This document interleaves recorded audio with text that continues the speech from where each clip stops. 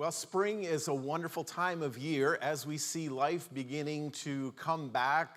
The flowers are starting to grow and trees are starting to bud. And so we've got a lot to look forward to through the summer and then into a harvest where we're going to be able to enjoy maybe some nice flowers to see, but then also some fruit to enjoy. And it's kind of always been that way throughout centuries, really, of life, the cycle of growth and then dormancy and then starting to bud again, and then growth, and then bearing fruit. So that's the key. That's the idea of what we see today.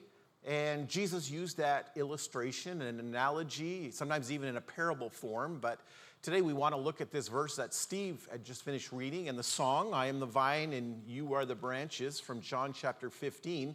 And it's got to do with us abiding in the vine and what that really looks like, what that means for us as we stay connected with Jesus.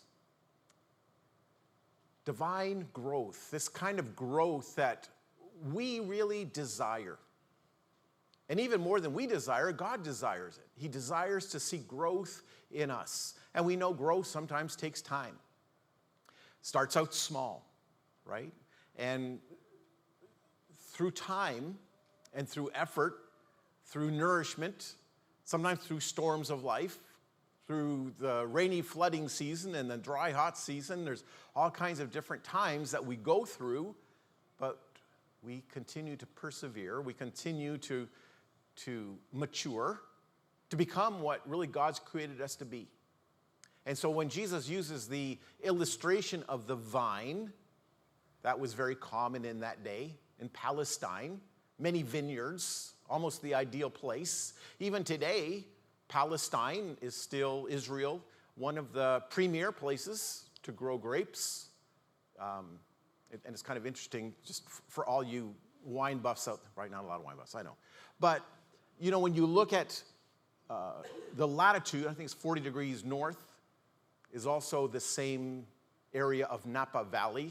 I don't know if that means anything at all to you, but the idea is it's an ideal climate because of the temperature, the cooling in the evening, the amount of rainfall they get, and also they're both besides large bodies of water as the water's collected and rains. So that's the idea of the ideal place for a vineyard.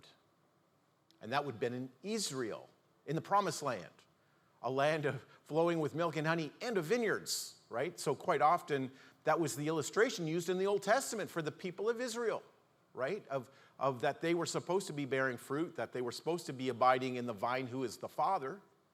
Now Jesus is saying here that his Father is the keeper of the vineyard. He's actually the owner of the vineyard. He's the one who planted the vineyard. It's his. And so as we look at John chapter 15 and verse 1, if you do want to follow along, that's okay. We're going to spend most of our time right here in John chapter 15. But it says, I am the true vine. My Father is the gardener, or the vineyard keeper. He owns the land, the Father. He planted the vineyard, and he is keeping the vineyard. He's overseeing the vineyard. This is his job. This is what he does. He keeps the vineyard. So we understand our responsibility is to be in the vine. Jesus came to be, he says, I am the true vine. See, in a vineyard, there's many vines, aren't there? You know, you don't just count on one. You get some grapes, but it wouldn't be a lot. You're not going to last very long with those grapes. So they have hundreds of, sometimes even thousands, depending on how big your vineyard is, of these plants that grow vines, and somebody's got to take care of them.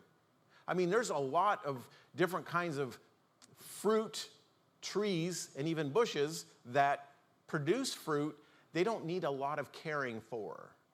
But if you're familiar with the vineyard, somebody's got to be in there even to make sure that they are propped up, right? So they've got the wires between the posts, and they've got to be tied in there so that they're not just laying out on the ground. So there's a lot of work to be done. This is what the Father does. He's taking care of the vineyard. And out of all the other vines, now there may have been other vines that came before. There may have been prophets. They're still a part of God's vineyard. There may have been teachers and priests. We could even say there's the Old Testament.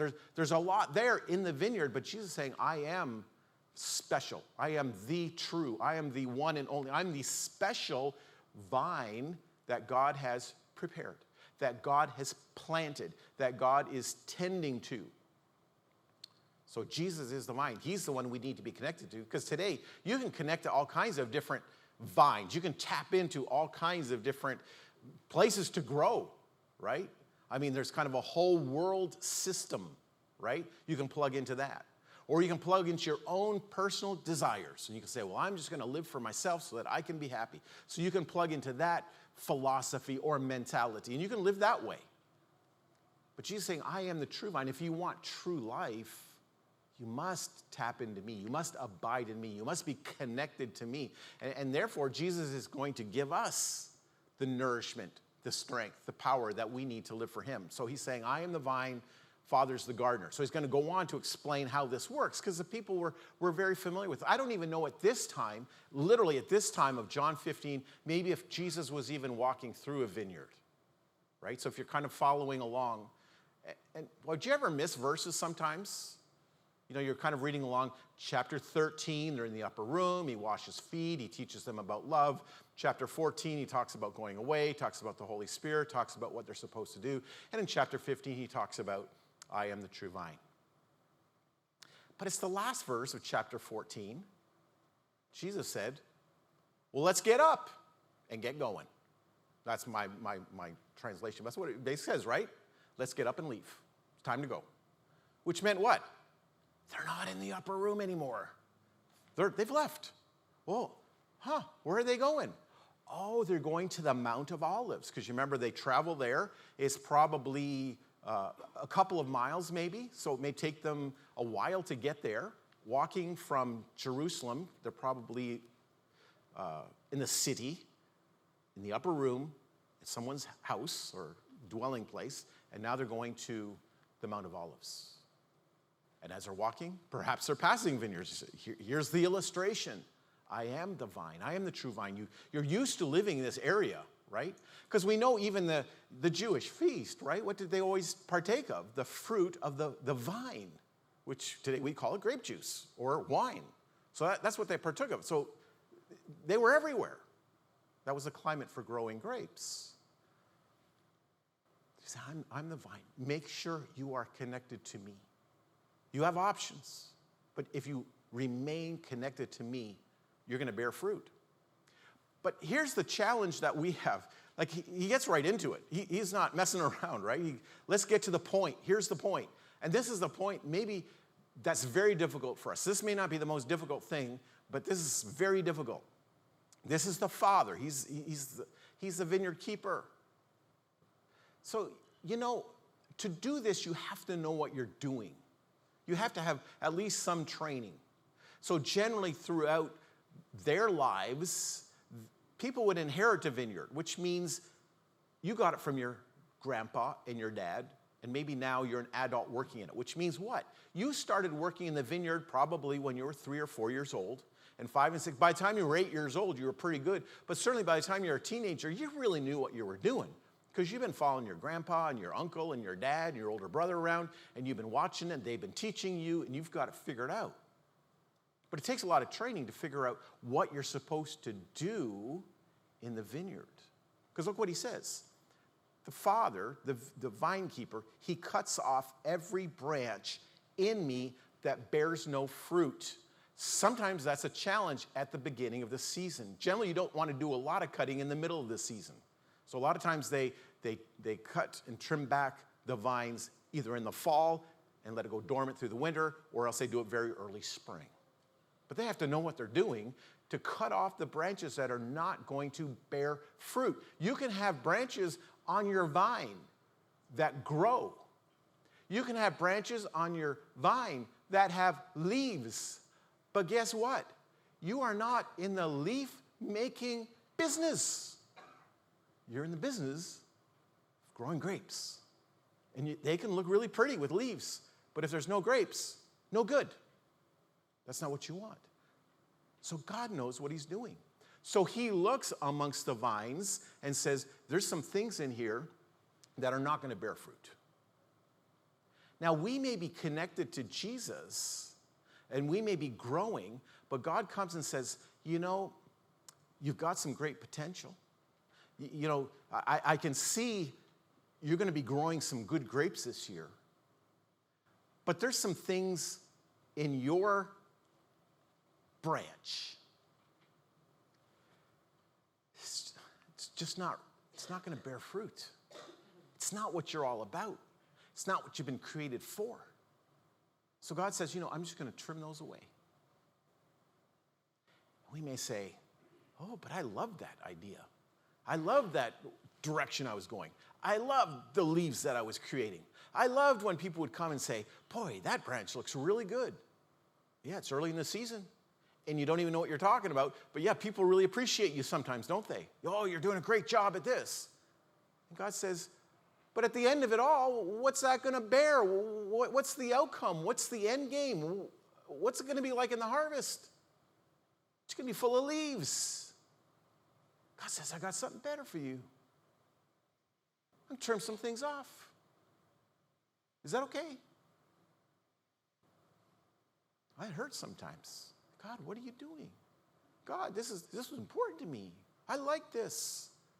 This is the way we've done it for a long time. God says, well, I'm going to do some trimming so you can be better. Now, that's one thing, but then he goes on to say, in every branch that does bear fruit, he prunes. Okay, so now I got some things going on in my life, and I'm starting to bear some fruit. I'm starting to get somewhere. I'm starting to move along. Things are going well. And I think I'm kind of getting fruitful. And I can see some maybe good things happening even at a spiritual level. I'm growing some grapes here, and it's looking pretty good. And God may say, that's really good. I don't know if God talks to the vine or not. But maybe he whispers in your ear, is it okay if I do some trimming? Is it okay that some things that you say, but this is good and this is fruitful, but I'm going to cut that piece off? No. Why would you do that? This is where I want to be. Why does God cut off the good things? And you know why he does it? Well, it says right there. So you can be even more fruitful. So in other words, he wants us to be maximum fruitful. Because, you can have a grapevine, and it may be filled with grapes. Now, what do you think may happen if you have too many grapes on one vine? Grapes may not grow big enough. I mean, they may be okay, but they're small. The grapes may not have the flavor you're looking for because you've got too many things going on. This one vine is trying to feed way too much. This one branch can't handle all of the nutrients to hundreds of grapes, but it could maybe do it to 30 or 40 grapes. So let's get the 30 or 40 excellent grapes and not have 100 mediocre grapes. Does that make sense? I mean, you go to the store, what would you like to buy from the shelf, right? You want the good tasting grapes. You don't say, great, the grapes are on sale today. So I bought them, brought them home. And everybody eats the grapes and say, what does that taste like? It tastes like nothing. It's got no taste to it at all. It's just like skin and mush. Good deal, though. Fantastic. It's like, what a waste of money. It's not why I buy grapes. I buy grapes to enjoy the taste. So sometimes he cuts off even the things that are producing. Well, why does he do that? Well, maybe he does that so that we do not become full of pride. Look at all that I'm doing. Look how wonderful I am. I'm doing much better than everyone else. God does that to humble us, to say, I need to rely on him. I need to trust in him. But maybe he also does it so that we don't become complacent. We don't say, well, I can just coast from here. I got things going. Everything's looking pretty good. Seems like I'm pretty healthy. Spiritually, I think I'm doing pretty good. People are telling me, that, you're fantastic. Everything's good. We really love you. Well, maybe God does that to humble us, to say, I'm going to take off some of that fruit so that what? You can be even more fruitful. That's what God's looking for. So sometimes we look at God and say, why is he trying to destroy me? Why is he trying to take away something that I really wanted? Why is he trying to, cut me back? It seems like he's holding me down. Why is he doing that? Like he's kind of being invasive in my life. I don't like that about God when he does that. But do we realize that he's doing that for a purpose? He's not doing it to make us miserable. He's not doing that so we would complain. He's not doing that so that we'd give up. He's doing it so we would trust in him and say, I want to be even more fruitful. God, if this is your will, I'm good with that. Why? Because somehow we have to say, and it's hard to say, God, do it. I trust you. I trust you. Why? Because you're the gardener. Because see, the gardener can see some things maybe other people don't see. And of course, in the real life, the gardener sees things that the vine itself doesn't see, because the vine doesn't have eyes. But there's things in our life we think, oh, this is really important. This is going to be really helpful. This is going to make me really effective. This is like a huge blessing God has given me, and all of a sudden it's gone. And I say, what happened? And God says, you don't see it. Well, that was destroying you, or that was holding you back, or that was making you into somebody that is not going to be as useful, but if I could take that away, things would start opening up. Now I can use you, God says. I can use you now. We've taken away maybe the things that you've really trusted in, or the things that you've loved that were not necessarily of God. You just thought, this is what I want. So do we trust God as the vine keeper? Say, God, you do what you need to do to make me fruitful. And he says, you are already clean because of the word that I've spoken to you. In other words, you've already been trimmed off. You've already been taken care of. You've already been cut back. Because Jesus says, I've told you my word. I've told you what you needed to do. And you're starting to do it. You're starting to grow. Of course, we know they're not there yet, but they're on their way. You're already clean. A lot of the cutting back has already been done. But that's hard. That's hard. Because, it happens to everybody. People in the world, bad things happen to them. And what do? They just get upset. Why me? Do you ever hear people say that? Why me? Do you ever hear people say, man, I just got that job at work, and I got a promotion. I got the most money I'm ever making. And you know what I said to God? Why me? Why did you do that to me? Why do I deserve that? Right? Or maybe somebody that we love gets sick and they're really struggling. And then we pray and then they get better. And they're back to full health. And we weren't even sure if they were going to make it through it all. And how many people say, Lord, why me? Out of all the people that were sick, and many of the people I know, they were sick and they died. Why me? But the other way works a little more often, doesn't it? Where something bad happens to us. We say, God, why me? And maybe God's saying, because I want to work in your life. Now, I'm not saying that every bad thing that happens is from God. In other words, the pruning, the taking away, it's not all from, in other words, all the good things, now we don't always recognize them as good things, that's the challenge. But James says, every good and perfect gift comes down from above, from the Father. In other words, he's not the one trying to destroy our life. He's trying to build our life. He's trying to help us to be stronger and more fruitful. So this is what God's doing. And so I'm not saying that everything that happens in your life is God pruning, or we would even sometimes use a different term, which is not even to do with pruning, but Hebrews chapter 12 is discipline. Well, not every bad thing that happens in your life is discipline. You can ask Job about that. So things happen in life, but we also know that God works sometimes so that we can be the most fruitful we can be, because he knows what he's doing. We don't always know what he's doing. We don't a lot of times even know what we're doing. But we trust him. And so when even bad things happen, we can say, God, I still trust in you. I still believe in you. I still follow you. I still give my heart to you. And I can still be thankful to you even in the days of turmoil and struggle and pain and tears. Yeah, all those things are normal and natural, but we still trust in God because he is the one working in our life. And he's going to give us the strength day by day as we go through it. So Jesus goes on to say, remain in me, stay connected. Because I guess the people really ultimately have the decision to walk away. A lot of people walked away from Jesus. They were following him and they quit. And even through the first century and even up till today, some people we know started walking with Jesus. They were in the vine. They were bearing fruit. They were doing well. They were growing. But then they severed themselves from God. They said, I'm not going to follow anymore. I'm going to connect myself to a different vine. Now, that's an analogy that even Paul uses in Romans chapter 10 about the Israelites, that they've been cut off from Christ, but they can be grafted back in. Well, we can be cut off from Christ and grafted into the vine of the world.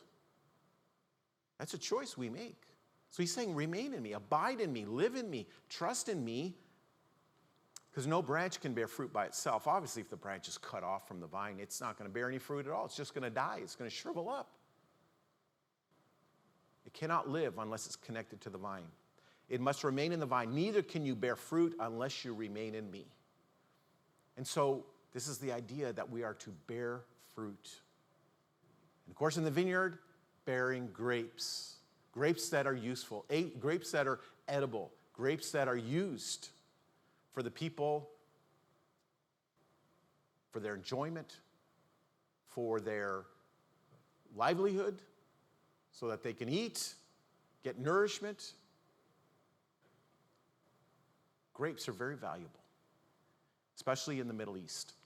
And so this is the struggle that the vine has. I am the vine, you are the branches. If you remain in me and I in you, you will bear much fruit. Again, that's the key. Bear much fruit, a lot of fruit. It's not just a little bit. Because God, through Jesus Christ, is going to continue to give us the strength we need so that we can bear fruit. And apart from me, you can do it. You know, it sounds repetitive.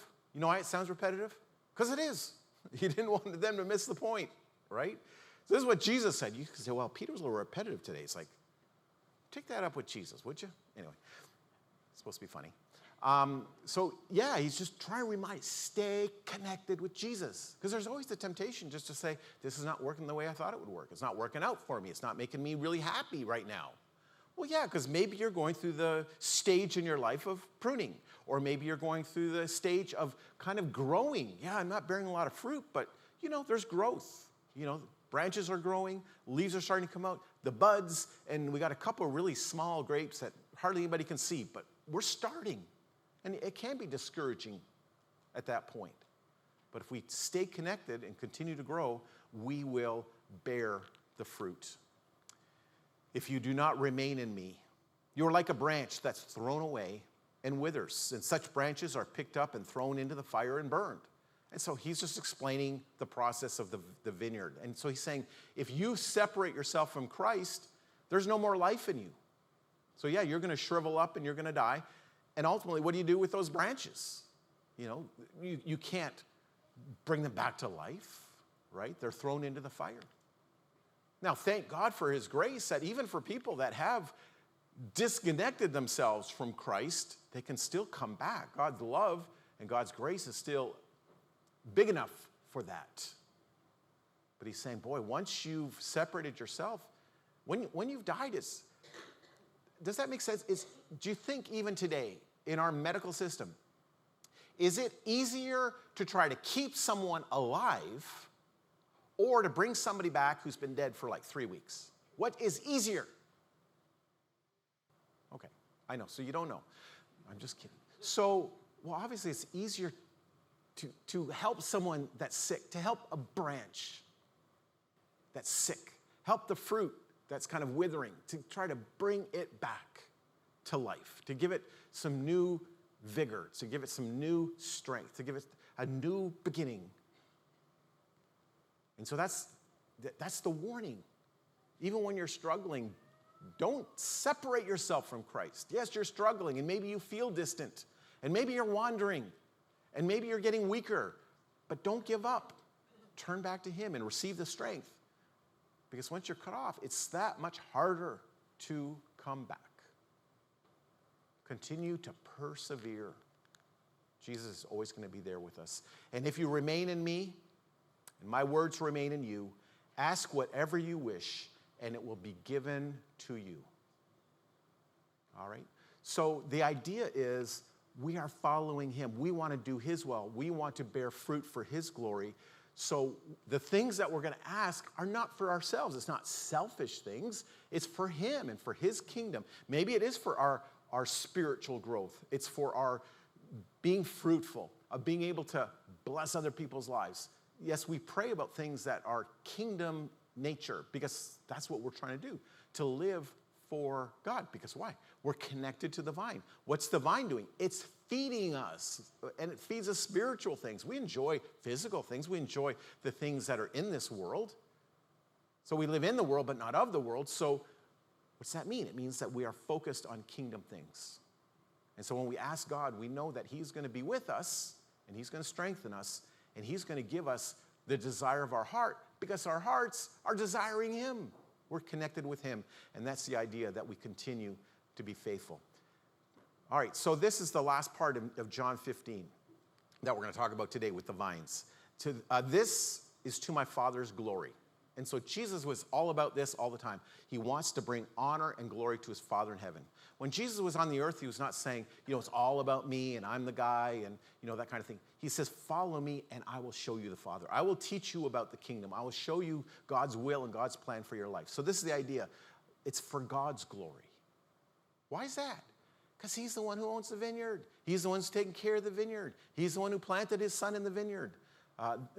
This is to my Father's glory, that you bear much fruit, showing yourselves to be my disciples. So when we bear fruit, that's the witness, that's the confirmation that we have that we actually belong to Christ. Because if we're not bearing fruit, there's something wrong. So he's saying bear fruit, even through pain, and even through struggle, and even through the difficulties.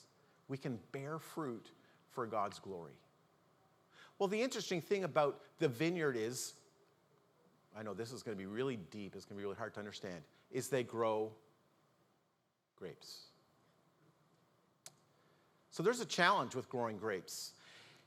It's not such a big deal if you have refrigeration because you can make grapes last maybe a few weeks. Maybe not such a big deal if you have deep freeze, and maybe you can freeze grapes for even years. I've never tried it, but I don't know how long you can freeze grapes for. But what did they have back then? No refrigeration. I mean, I guess they could have shipped it all up to the Antarctic or something, but they've got grapes. Go to the store and buy grapes. How long do they last? They don't last very long. So there's not much you can do. You got this huge vineyard full of grapes. A couple weeks. You can even leave them on the vine. A couple weeks, they'll all be shriveled up, ready for the garbage can. So here's the idea.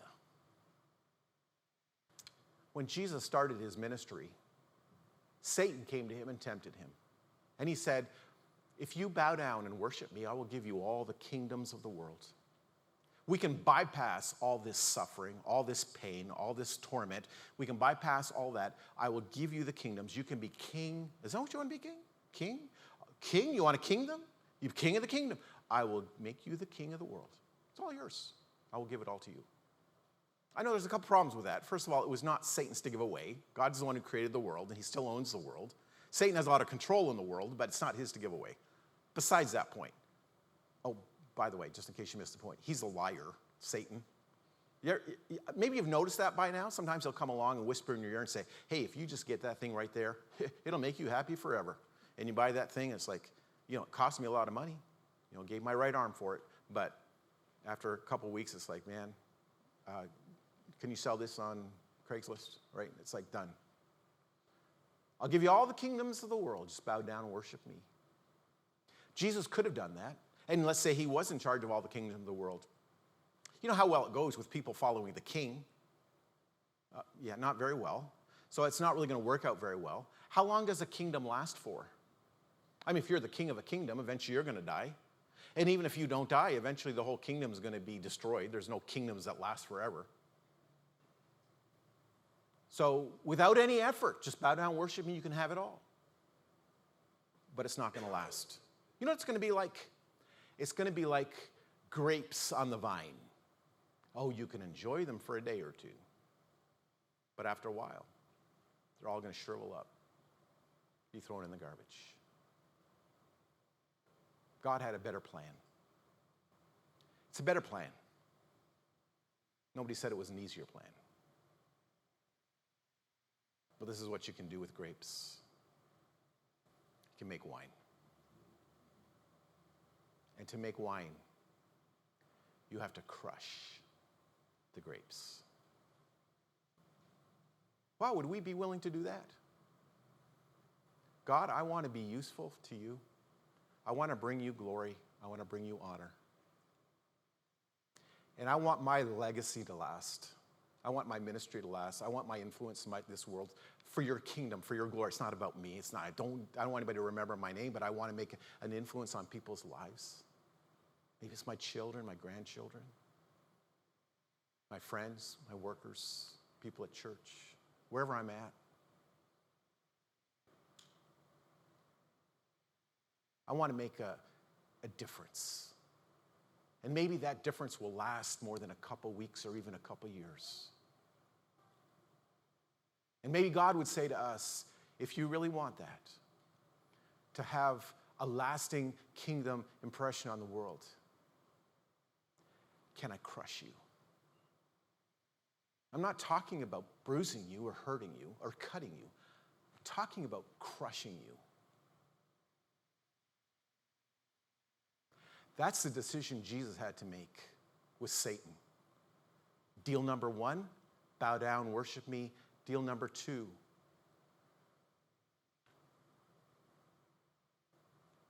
Isaiah 53, verse 5. Speaking about Jesus, he was pierced for our transgressions. He was crushed for our iniquities. Crushed. Went from a grape to a liquid. Because once you crush the grapes, what do you get? Wine. Even back in the first century, you could bottle wine and make it last for years. Grapes today are still fairly inexpensive. A good bottle of wine will cost you hundreds of thousands of dollars for one bottle. Why? Because it's lasted the test of time. And instead of becoming ruined, it's gotten better. That's the decision Jesus made for us. That's why his kingdom is still here today, 2,000 years better. 2,000 years, we still have the kingdom because he was crushed so that we could live. Are we willing to say, you can crush me if you want to use me so I can make a longer, broader, stronger, sweeter difference in this world? Think about that, would you? The next time, it's a little too late today, next time you take the Lord's Supper, I've often wondered why God chose wine or grape juice for the Lord's Supper. Because you know what the challenge is. I know you know what the challenge is. You have to just travel in some parts of the world.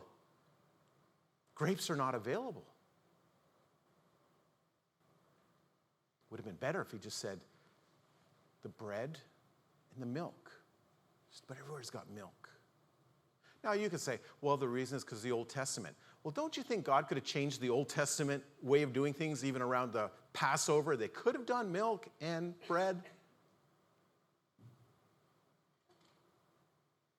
Well, you don't crush milk to drink milk, but you crush the grapes to get the fruit of the vine.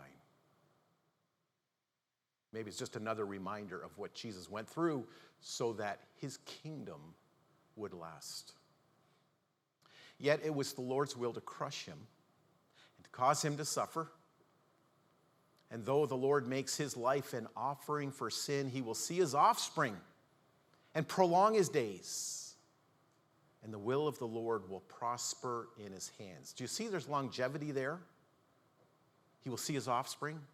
Oh, who's Jesus' offspring? Well, it's those who come after him, his disciples.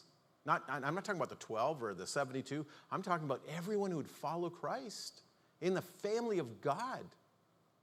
His offspring continues today. People being born again into the kingdom of God. You will prolong his days. Think about the number of people that have lived. How many people are remembered? How many people are remembered in a good way, of a positive difference they made on life? I mean, even if you think about all the historical figures we can remember from the 1600s or from the 1100s or from 400 BC, right? Well, some of them were okay guys, but none of them were marvelous examples. But who's the one that we remember? For the good that he did in the world, the difference he's made in the kingdoms of this world. This is why the kingdom continues, because Jesus allowed the Father to work through him. And Jesus continues to work through us today. What he says is this: abide in the vine. Bear much fruit, and so prove yourselves to be my disciples. As the Father has loved me, so I have loved you. Now remain in my love. We always give an opportunity for people to respond, to say, I want to be a part of a kingdom that will last forever. I want to become a part of a kingdom that's victorious. It's going to overcome everything in this world, every evil thing, every negative thing, everyone opposed to the kingdom. It's going to overcome. There's going to be victory in Christ. We have an eternal kingdom that God has planned for those that are in the vine. If today you want to respond and say, I want to be a part of that kingdom, I want to be a part of the vine, I want Jesus to work through me, I want to work for something that's bigger than my life. I want to serve God, bring glory to him. I want to receive the gift of a Savior that was crushed for me, for my sin. That's an invitation that's yours today. And if we can encourage you, if today you want to be baptized into Christ, just surrender all to say, I want to be abiding in the vine of Jesus Christ. If you want to make that connection today, let's stand, we'll sing the song, and let us know how we can be a blessing.